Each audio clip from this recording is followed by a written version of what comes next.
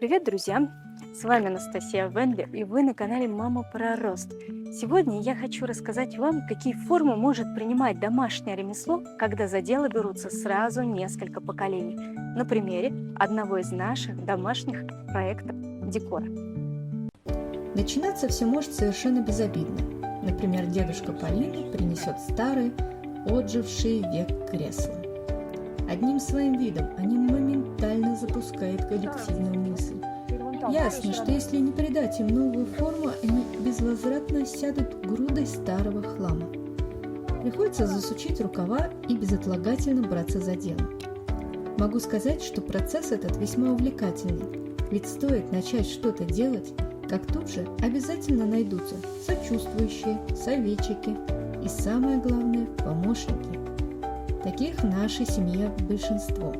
Сначала они смотрят со стороны, как будто размышляют, но водоворот увлекательной затеи затягивает надолго и всерьез. Начать один проект можно в августе, а закончить только к маю следующего года. Так произошло и с нашим гостиным уголком и теми самыми раздобытыми дедом креслами. В таком проекте есть место каждому члену семьи проявить свои сильные стороны, а также возможность приобрести десяток новых навыков. Ведь большинство задач, связанных с этим мебельным гарнитуром, мы выполняли впервые.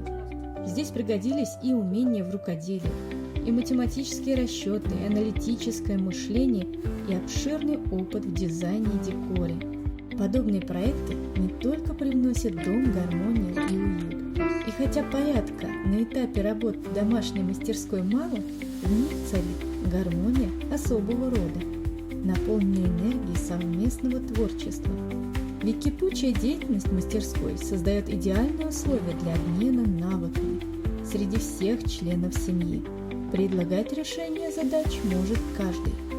Тут старшее поколение делится знаниями и опытом не свысока, а совместно решая общие задачи.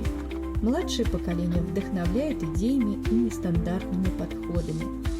В таком формате знания естественным образом перераспределяются и объединяют семью на новом уровне. Не через парты и лекции с высоких кафедр, как бы между делом. Полюбовавшись на плоды своего труда, опробовав кресло на возможности гостеприимства, мы достаточно быстро обнаружили, что гарнитур не полон. Ему не хватает как минимум кофейного стола. Небольшого, но обязательно круглого. Вот идет тяжелая артиллерия. Дед Полина вырезает столешницу подходящего размера. По ходу реализации затеи всплывает множество неожиданных подзадач. Как закрепить столешницу? Как обработать ее края? Ведь поверхность задумана заливать эпоксидкой, а значит, она будет как минимум стекать вниз. По задумке, стол будет напоминать побережье океана. От глубины синего до лазурно-голубого, с перламутрово-белым дном, сияющим изнутри. Для этой цели понадобилось сделать несколько предварительных слоев и хорошенько отшкурить их, прежде чем начать увлекательный процесс создания океанических волн. Бесконечно творческий и порой с непредсказуемым результатом.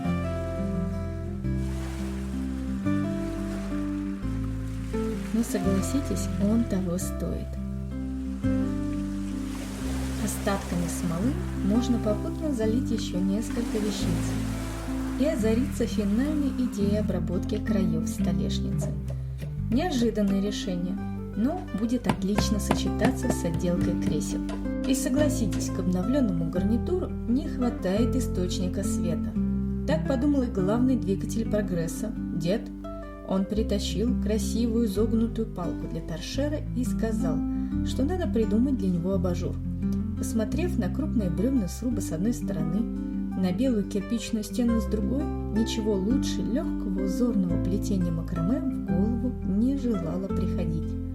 Замечательное искусство узелков, которое уже успело обрести достойное место в современном дизайне, отлично впишется во внутренний декор дома. И, как завелось, послужит великолепным обучающим материалом для подрастающего поколения. Там, где мы учились завязывать узелки на фенечках из мулине, Полина оттачивает навыки за созданием полноценной мебели. для собственного дома. Вот так незаметно за рутиной творческих дел пролетели зимние дни, и весна выплеснула деятельность мастерской наружу. Здесь можно в радость наслаждаться солнечными лучами, попутно шлифовать стойку до торшера. Посмотрите, какая она у нас фигурная. Это уже вторая версия стойки. Ее нашла бабушка Полина, так как первая требовала серьезной доработки формы для успешного крепления абажура. Задуманной конструкции потребовалось весомое основание, а стойки торшера – тщательнейшая шлифовка. После окончания предварительных работ настает время придать деталям финальный тон – полупрозрачный белый, через который будет проглядывать древесина. Основание же получило легкий золотистый слой, что особенно выигрышно смотрится на коре. Я тебя вижу. Ну а дальше Полина с дедом берутся за тщательное соединение торшера и основания конструкции. В ход идут и жидкие гвозди, и специальные деревянные распорки, и саморезы в самом финале. Кругом все идет. Теперь дело за малым. Собрать проводку, закрепить абажур на стойке и сделать декоративную оплетку провода.